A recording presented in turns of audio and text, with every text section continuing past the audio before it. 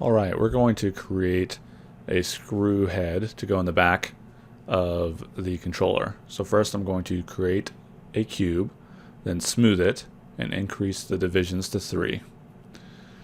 I'll then isolate it by hitting Control 1, go to face mode, grab these 4 faces on the bottom, then hold Shift and hit period until I get the bottom half faces.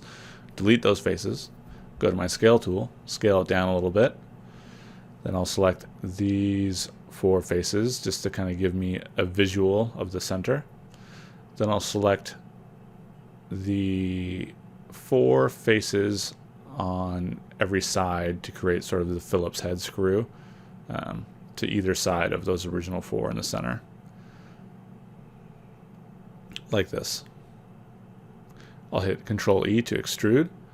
Then I'll scale them flat and vertex snap them down. Then I'll scale them in a little bit because we want to have a gap right here.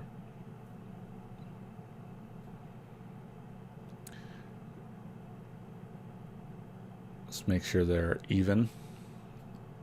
Next I'm going to do a bunch of beveling, so I'm going to grab all of these edges here till I get all of these outside edges like this. Then I'll hit bevel, and I will play with the fraction until I get something I like. Add a segment. That looks pretty good. Next, let's get all of these interior edges here. And again, I'm just holding Shift to continue to add to my selection. I need to get these 2.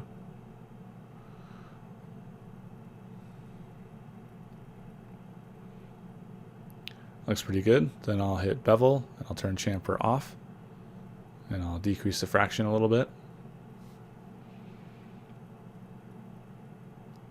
Next, let's get these corner edges here.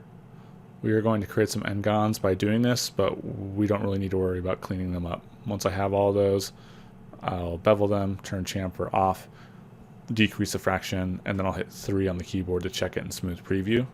That looks good. I'll unisolate the controller, then I will rotate the screw head 90 degrees and scale it down.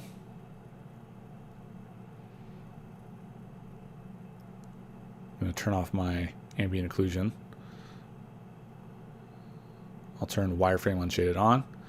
Then with the move tool selected, I'm going to select, let's scale it down a little bit first.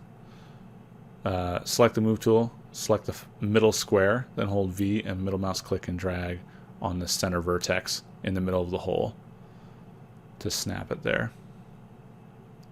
I need to scale this up.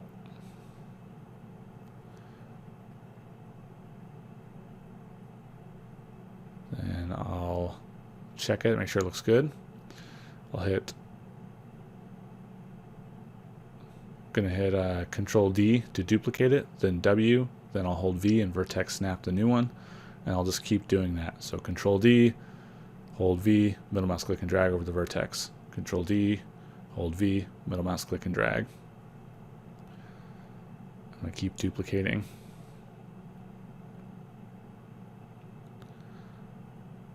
There we go. I'm going to select all of these duplicate screws and go to Mesh, Combine. Now they're one object. Then I'll edit, delete all by type in history. I'll rename this in the outliner to screws. Then I'll open up the controller _high, middle mouse click and drag these screws into that group.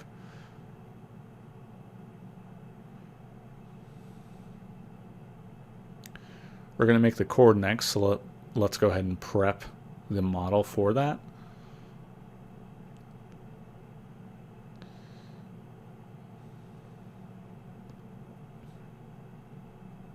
So I'm going to, in the outliner, select the group. Then I'll hit E to go to my rotate tool. Hold J to snap, and then step snap it down 90 degrees. And I'll just make sure it's perfectly at 90 in the channel box. Then I'll select the group again, and I want to freeze the transformations for all these pieces so that if I need to duplicate or move or anything, I can do that. going to move this up a little bit so that the chord insert is centered on the grid. Then I'll hit that little snowflake to freeze the transformations right there. And then I'm just going to click on each one of these and make sure that the values in the channel box are zeroed out and the scale values are at 1 for each one. If they are not, then I would freeze those transformations. I'll see you in the next video.